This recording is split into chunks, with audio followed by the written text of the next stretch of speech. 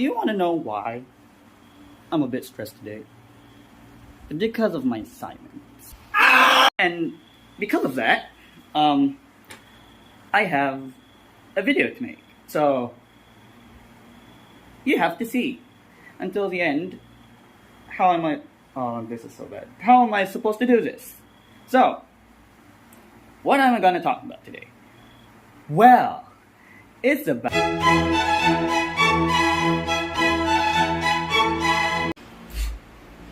Oh, outfit change. Okay, so first of all, the etymology of usury. So, what is usury actually, right? What is usury?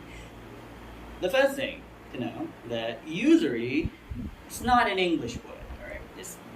It's not an English word. It was never an English word. It came from the French.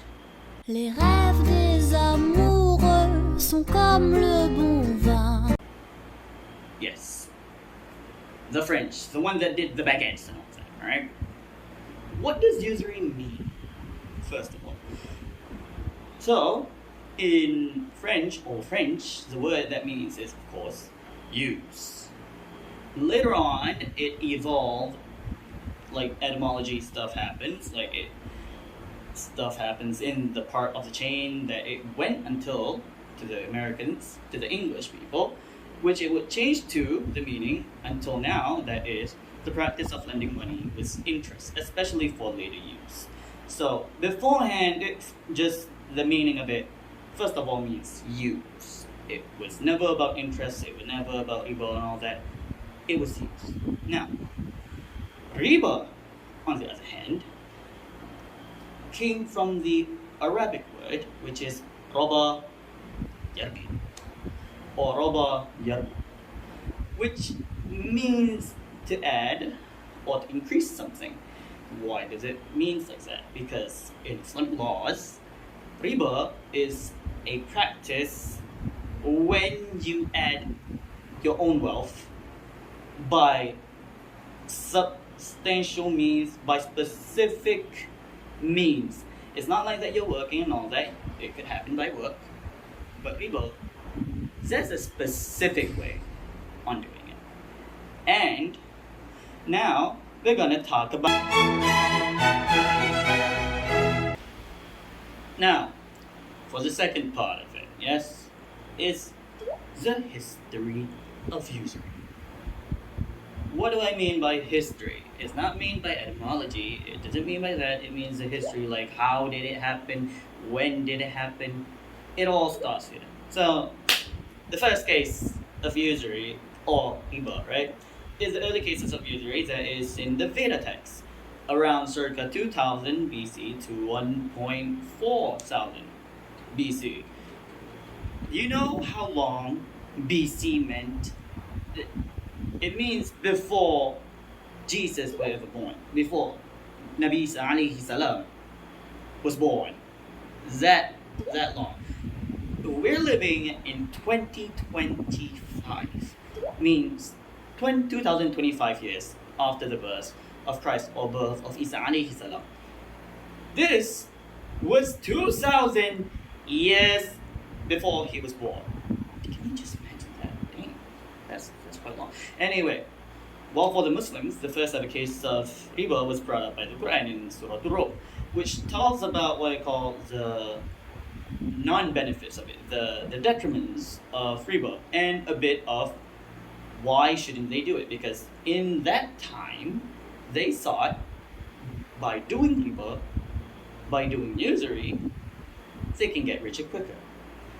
Well, in fact, the part where you get richer quick, it is true, but the real truth is Allah subhanahu wa ta'ala wants to show us, Allah Azza wa Jal, He wants to show us that it's not in the money, it's not in the people, it's not in how much you work or the way that you work, because it is still bad. But the one who gives you cash, the one who gives you rizq, is still Him, is still God Almighty. So, I don't know about you, but if God were to say that, I would be like scared by now. Now, in the reformist era, the case of usury is prevalent with Adam Smith or John Maynard Keynes in the 20th century, and finally to Douglas in 1924, Fisher in 1955, Simmons in 1945, and Saudi in 1920. So you must be thinking, oh, this was in the past and all that, right? There's no usury, there's no riba happening right now. You're definitely wrong, because it's more prevalent in this day and age than it was before. How do we know this? Well, there's a lot of signs usury is used in our daily life. Like there's a hadith that Nabi sallallahu alaihi wasallam told us that in the final hours, in the final days, in the final years of the world, which is coming to an end, which is right now, the final era, which is akhirul zaman, we can't escape from usury. We can't escape from riba. No matter how hard you try, it's gonna be prevalent in some way or another in your life. Whether you try by hook or by crook, it's gonna end up on your plate somehow. So how do we do this? Is a little bit we do by giving zakat. This is how you would clean your cash, clean your wealth from the illegal, from the sins of riba, and you can get ujra, you can get ajr, you can get good deeds by it. Now, about riba, right? Let's talk. We're gonna talk about the laws of usury. So first of all, there are two types of laws, which is Islamic and civil laws. The first law, which is the Islamic law, is accepted by all the ulamas, which is called ijma for short, right? That is illegal. Like you can't do it. You can't. You just can't. It's not applicable. It's not available. You just can't. So it's because of those verses that we told about before, like verses 278 of Surah Al-Baqarah, which says, "Oh believers, don't take usury, so that you can be more devoted, you can be more better." And for civil laws, like there are three types of riba, which is will be later explained. Which is the first one is riba nasya, riba fault, and riba liyad. You know what? Let's explain it right now. Riba, the first riba is riba to fault. Riba fault is technically, if you want an example, is those riba fault is like if you try to trade something with that same something, which is the same type but a different quantity. Yeah, that's riba fault. Like for example, if this one person who wants to trade you your new iPhone 15, right? Your new brand new phone, the new iPhone 15 with his old iPhone 14. You can't do that because that constitutes riba fault. That's what you're using. Understand? Second of all, riba nasya. Riba nasya, just no interest loans and all that stuff. And third is riba liyad. Riba liyad is what you get when you put a down payment and all that stuff.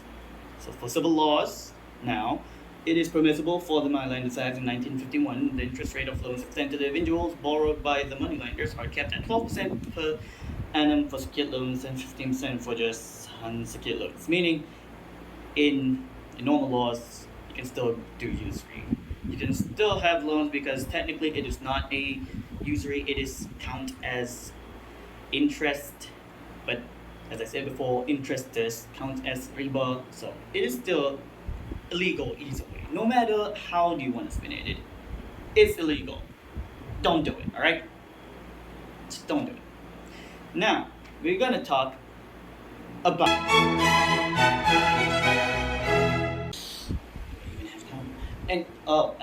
anyway, we're gonna talk about bribery. So as usual, we're gonna talk about the etymology first. Now, quick, bribery is still in the French. No. That means just give piece of bread given to a beggar, and then later on it turns into bribery, which is getting some things in return for silencing a crime that has been taken in secrecy. Easy to say is hush money. Same goes for rashwa, which came from the Arabic word as the same thing, rishwa. Rishwa means a rope that is used for a pail, that is tied to a pail that has been pulled up for a well to take the water from under there. Later on, in modern day, like usual, it goes through etymology cycles. It means the same thing, that is hush money. Specifically, it's usually used in Malaysia, my country. Now, it means technically there's specific means, which is usually hush money for the higher ups to silence the lower class so that their evil thieves don't come to light. But still, that's another story. The history of bribery. Now, we're going to talk about the history of bribery. So, records state that the earliest signs of bribery in ancient Egypt times are around circa 3.1 thousand BC to 2.7 thousand BC, which is pretty old if you're talking about that, right? The era of the Ming Dynasty, well, for Malaysia, it has been stated that it's been around for like very old times. It's like the Asian Malacca Sultana, like after the Portuguese invasion, and specifically the British colonization. Even now, the many higher ups governments are still earning hush money for the sake of keeping the peace. It's just a bad world out there. For the laws of bribery, we're gonna do as usual. There's Islamic and civic laws. The first one is Islamic, which is called Shah. Is, what do you guess? Illegal. Illegal stated in the verse of an Quran, which uses the term not rishwa, but as-suht. That's the same meaning of it. And then all the four mazhabs of the Imam agreed that it is illegal and it's sin upon for whoever who does it. And for civil laws, individuals who receive imprisonment for about 20 years, if I'm correct, 20 years at the time, and or a sum of 5 times the sum of his gratification. That's what it's gratification, gratification.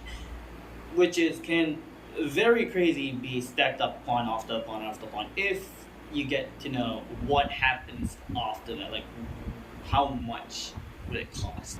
So finally, we're almost done. Yes, we're almost done, and now we're at the climax. How much my brain is deteriorating anymore.